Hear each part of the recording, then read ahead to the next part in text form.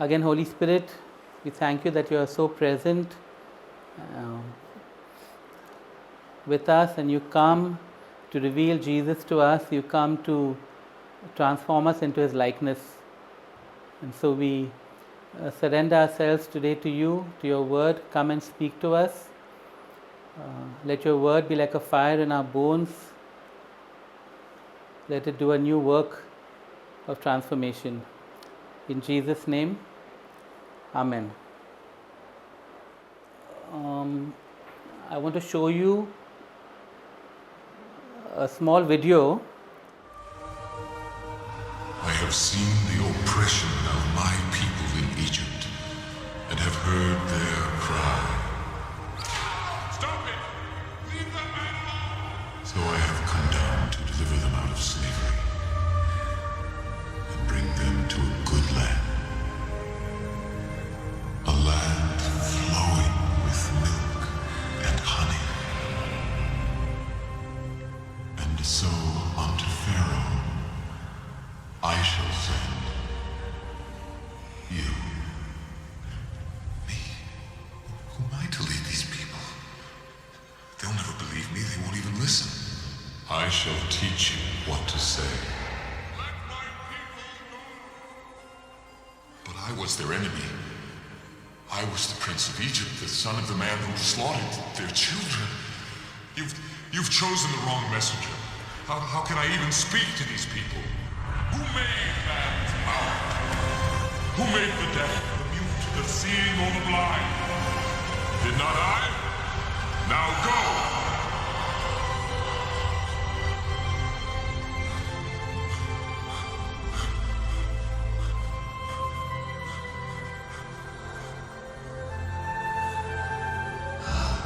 Moses, I shall be with you when you go to the king of Egypt. But Pharaoh will not listen. So I will stretch out my hand and smite Egypt with all my wonders. Take the staff in your hand, Moses. With it, you shall do my wonders.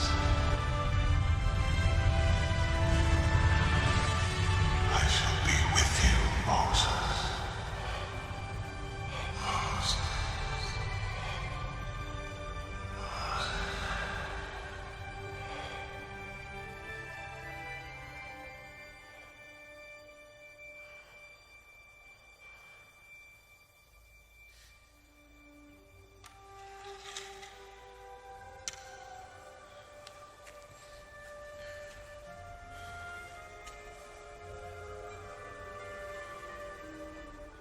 Okay. Was that a powerful scene? You can nod your heads if it was. Okay. It's one of my favorite scenes in that movie. And I could have done the sermon without it, but I just like to show it. I really enjoy watching that. It's so powerful. And unlike normally what you see in movies which are based on the Bible, I feel it's such an accurate description or depiction of what happened there. So the scene that you just saw is, of course, Moses at the burning bush. God meets with Moses in a burning bush, and he tells him that his prayers of 40 years are finally being answered, and they're being answered through Moses himself. And I think there's something in that for us. Are we the answer to the prayers that we've been praying for our nation? I know that I had a heart for the dead church, and I realized that I was the answer to my prayers for the church that was dead. Okay, and then we have Moses, and in the Bible, of course, there are many more. He gives many more excuses, but Moses gives excuses not to go. It reflects his lack of self-worth, his lack of self-confidence, and then God rebukes him, but he also assures him of his presence. So all of that we saw in that clip, which is why I think that clip was really such an accurate depiction. And then in Exodus 3 verse 17, he says what was said in that clip as well. In Exodus 3 verse 17, God says to Moses, sorry, is it 3 verse 17? Sorry, 4 verse 17.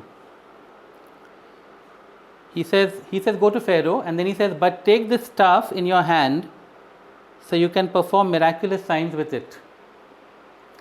But take the staff in your hand so you can perform miraculous signs with it. And I actually prefer the Prince of Egypt version. With this staff I will do my wonders. And that's exactly what God does. So what was this staff? Was it a magic wand like Harry Potter? Is there a wand in Harry Potter? I think so. All these magicians have a magic wand, yeah? All of them have magic wands, So is it a magic wand like Harry Potter? Let's see. Okay. But here we have God calling Moses. Okay. And when God calls us, any one of us, okay, there are 3 A's that are relevant. Okay. So we're doing 3 A's today. And we often focus on the first 2 A's but neglect the third. And quite possibly we should be doing the opposite. So today I'm going to look at those 3 A's. They're all important, but I suggest that the third one is often neglected, though it is possibly more important. The first A is availability. And you must have heard these common maxims like God doesn't use the able but the available. You can nod your heads, since Zoom is my congregation at the moment. Okay, you can also nod your head. Okay, God doesn't use the able but the available, or God makes the available able, or availability is more important than ability. Maybe if you haven't heard them, I've just made them up, that means, and they sound pretty good actually. Okay, but this whole thing of being available, and it's absolutely true that God is looking for people who are available, who will say yes to Him. Okay, I think of prison ministry that was started how many 13, 14 years ago, probably 14 years ago maybe, and I think the group of women that went, a good example of a motley crew. Okay, it was Anila, Shanti, Parvin, Usha, Meher, and at that point none of them had led Bible studies or really done any kind of ministry or outreach, and all that they were it was pure availability. They just offered themselves and they went off into the prison, and the rest is history. I think of my own qualification to do anything in the church. Really, it was just availability. Anila and I came to All Saints, and we were just available to do whatever needed to be done, and things proceeded from there. Okay. However, though availability is really important, please note Moses was not available. He resisted. He made excuses. 3 weeks ago we learned about Jonah. Jonah was even worse. He ran away. And even eventually when he did what God wanted, he sulked at the outcome. Okay. Moses, to his credit, once he said yes, he was all in. And really Moses is a picture of what Jesus says. When you put your hands to the plow, you don't look back. And Moses, once he put his hands to the plow, he never looked back, no matter how difficult it was, and no matter how difficult the people were. Forget about the situation of Pharaoh, how difficult the people that he was supposed to lead were. Okay. So availability is important, but God's going to lay hold of you even if you're not available, like He did with Moses and with Jonah. The second A, I'm sure you guess what it is ability. Okay. Of course, no point having ability if you're not available. Imagine what could be achieved by all the geniuses in the secular world if they were available to work for God's kingdom. Okay. Now, sometimes God has already given us the ability for what He is calling us to. Okay.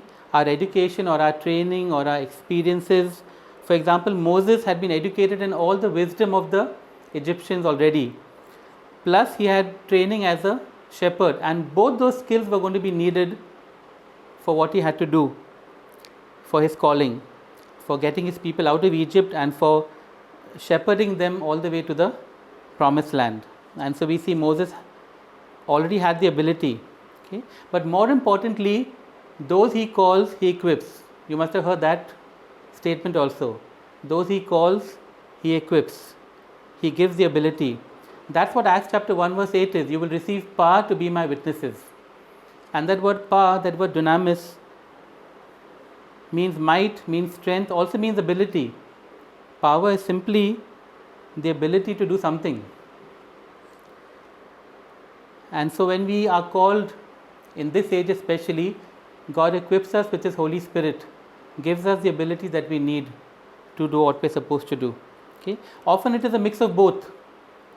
What we already have plus what God gives us by His Holy Spirit. Okay?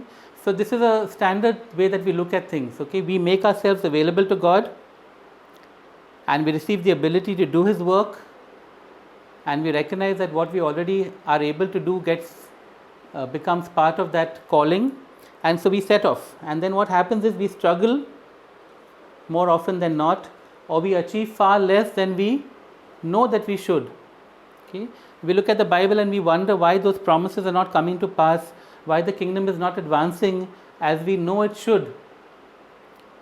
We have made ourselves available, we have been filled with His ability, we've been filled with the Spirit, but the problem is we've forgotten about the third A, which in some ways is most important. Okay. So let me ask a question. I don't know if somebody will answer. Before Jesus gave His disciples the ability through the Holy Spirit, who came upon them at Pentecost, He gave them something else 10 days earlier, before He ascended into heaven. Does anybody know what that was? Yes. Authority. Yes. Full marks to Supriya. Okay. You know, in Matthew 28 verse, I think 17 to 20, when He gives the Great Commission, He says, "Behold, all authority has been given to me, therefore I send you." He was transferring that authority to them, and I'll talk a little more about a verse of authority later. Okay. What is authority? Authority is the power to act or the power to influence something. And really, availability and ability are of no use without authority.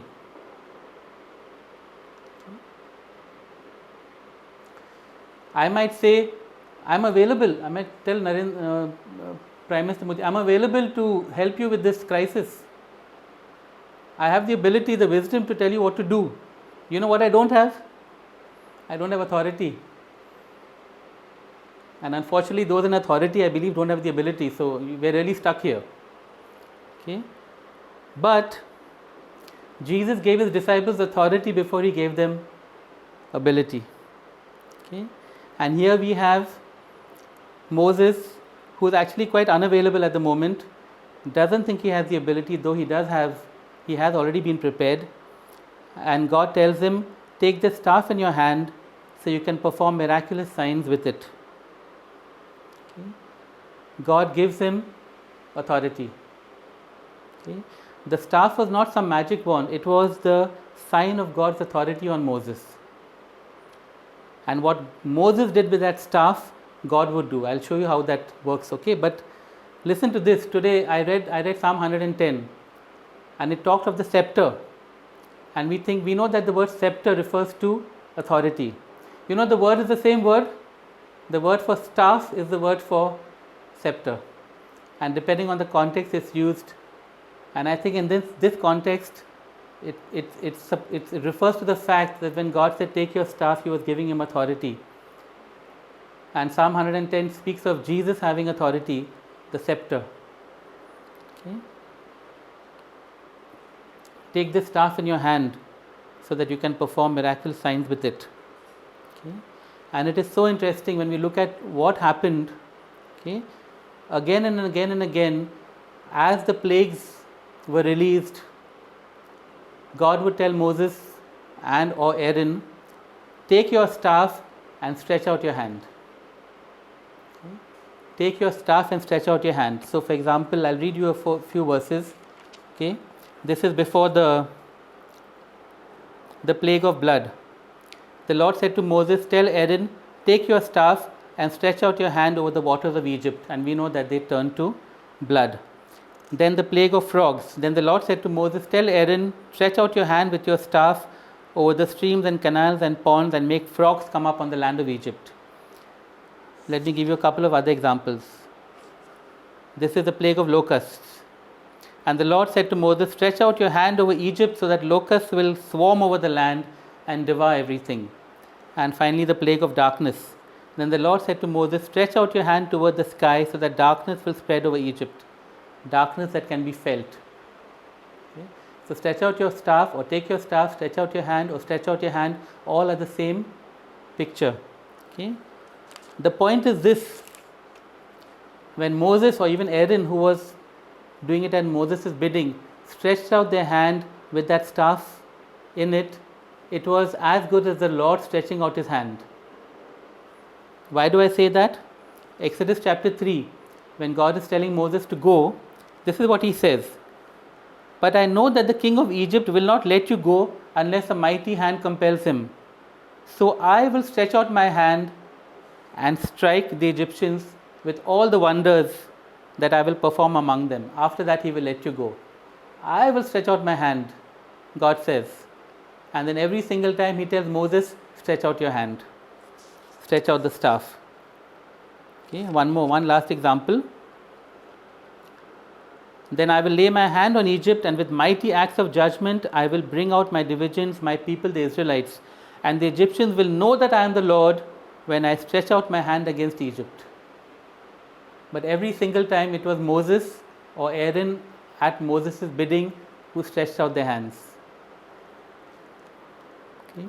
When Moses raised the staff, he was exercising authority given to him by the Lord. He was acting in Yahweh's name when he stretched out that staff. Okay. And so he does it time and time and time again, and then in one instance he forgets. Okay. So we go to Exodus chapter 14, and this is the Red Sea incident. Okay. And the picture here is that the liberated slaves are now trapped. They've got the desert behind them, they have the sea in front of them, and they have mountains on both sides. And between those mountains, here comes Pharaoh and his army. I don't know whether it's from here that phrase comes, between the devil and the deep blue sea, because they got Pharaoh behind them and they've got the sea in front of them. So I'm not really sure. It could have come from here also. I may be wrong. Okay? Just a thought that came in my head. What do the people do when they see this? That they're completely trapped, and here comes Pharaoh with his chariots and horses, and they've got this deep sea in front of them. Can anybody guess what the people do? They grumble, they complain. I'm reading from chapter 14, verses 10 to 12. As Pharaoh approached, the Israelites looked up, and there were the Egyptians marching after them. They were terrified and cried out to the Lord. They said to Moses, "Was it because there were no graves in Egypt that you brought us to the desert to die? What have you done to us by bringing us out of Egypt? Didn't we say to you in Egypt, 'Leave us alone, let us serve the Egyptians'? It would have been better for us to serve the Egyptians than to die in the desert." So they just start grumbling and complaining, and they doubt Moses and they doubt God and God's purposes. I mean, just like you and me. Okay? What does Moses do? You know, Moses gives a rousing pep talk full of faith. He says, Moses answered the people, "Do not be afraid, stand firm, and you will see the deliverance the Lord will bring you today. The Egyptians you see today, you will never see again. The Lord will fight for you. You need only to be still." So he already has the faith that God is going to do something amazing today, and that in fact God has already spoken to him that this will be the last that they see of the Egyptians. It will be the final destruction of the Egyptians. So it's an amazing talk. Do not be afraid, stand firm. You will see the deliverance the Lord will bring you. You will never see the Egyptians again. Lord will fight for you. You need only to be still. Okay. He says all of that, and God's answer is rather unusual. The Lord says in verse 15, the Lord said to Moses, "Why are you crying out to me? tell the Israelites to move on. Raise your staff and stretch out your hand over the sea to divide the water. Okay. In that moment, Moses has forgotten about the authority he has, and he slips into intercession. He's crying out to God. Nothing wrong with that, except for the context.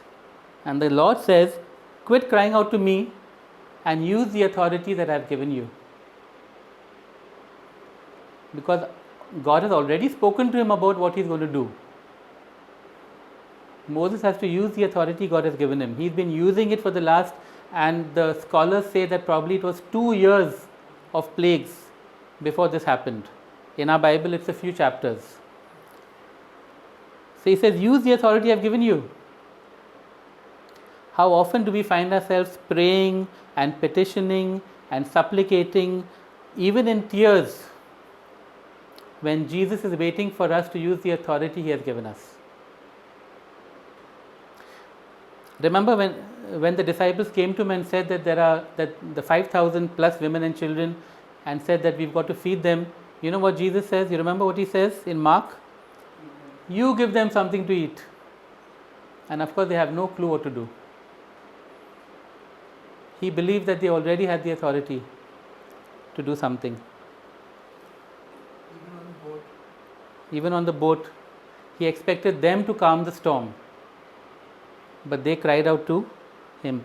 There are times when we pray to God and God is waiting for us to speak to the enemy. And I'm telling you, and I've been saying that for a while now. And so when I prepared this message, and I thought, well, am I repeating myself? Because I've been saying it during prayer, but of course everybody is not at prayer. And then God confirmed it to me by giving me Psalm 110 today, which spoke of the scepter. And the scepter and the staff both refer to authority. But I'm saying even now I'm hearing our prayers when I say let's decree, let's rebuke, and I hear people still addressing God, still addressing the Father. You're not rebuking the Father, you're not decreeing to the Father. You're decreeing to the nation or to the path of darkness or to the virus or to the economy. Speak to it. When you do that, you're using the authority God has given you. You're raising your staff and stretching out your hand. And what is God telling Moses? I will stretch out my hand, and then he tells Moses, you stretch out your hand. We come in the place of God. We come in the place of Jesus. We stand in his authority, which he has given us, and then we use that authority. And then we see Moses exercising this authority. 14:21 to 22. Then Moses stretched out his hand over the sea, and all that night the Lord drove the sea back with a strong east wind and turned it into dry land. Moses used his authority. God had the ability. Moses used the authority. God had the ability. He did the work. And then in verse 27, Moses stretched out his hand over the sea, and at daybreak the sea went back to its place. The Egyptians were fleeing toward it, and the Lord swept them into the sea. So he used his authority, and the sea parted, and they crossed over on dry land. We sang that song, I think, was it last week? You turn on Friday. You turn the sea into a highway. That's what he did. Graves into gardens.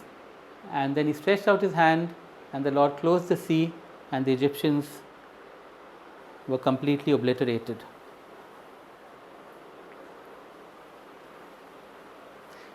Moses was unavailable. He thought he had no ability. God started by giving him authority. And without authority, our availability and our ability are fairly meaningless. We will just struggle and strive to do what God wants. But he says he's given us authority. Okay. Luke chapter 10 verse 19. I'll just read it out. I have given you authority to trample on snakes and scorpions. I think Rinel mentioned it this last week. I have given you authority to trample on snakes and scorpions and to overcome all the power of the enemy. This is the authority that he has given us. Why are we running scared from the snakes and scorpions and the power of the enemy? He has given us authority over them. And as Paul says, all of creation is waiting for God's children to exercise that authority, to stand up and do what God has already equipped us and authorized us to do. But we're not doing it. I remember, and I don't think the prayer is wrong, Paul Scanlon saying that we cry out to God and say, God, we ask for an outpouring. And he says, and God is saying, I'm waiting for you to pour yourself out. I've already given it to you. Okay? I'm not saying one or the other, both should happen, but often we are just waiting for the outpouring and we're waiting for God to do something, and God is saying, it's your move. You do it. I've already given you the authority. So to conclude, we are available. I know that all of us are available. We have been made able, especially by the Holy Spirit in us. But let's exercise the authority that we've been given to trample. I like that word, not trample. To trample the works of evil and to see His kingdom come.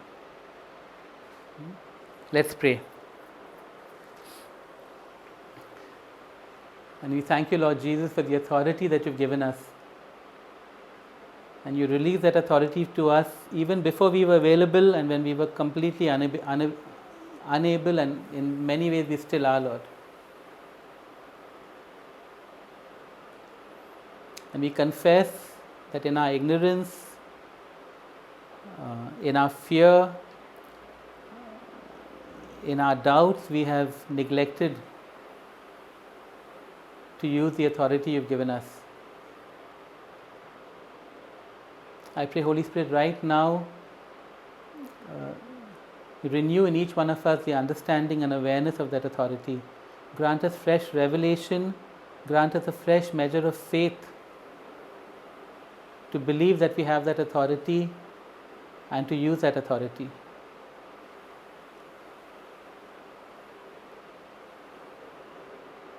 You told Moses that with that staff, with that authority you had given him, you would do your wonders, and we pray the same for each one of us.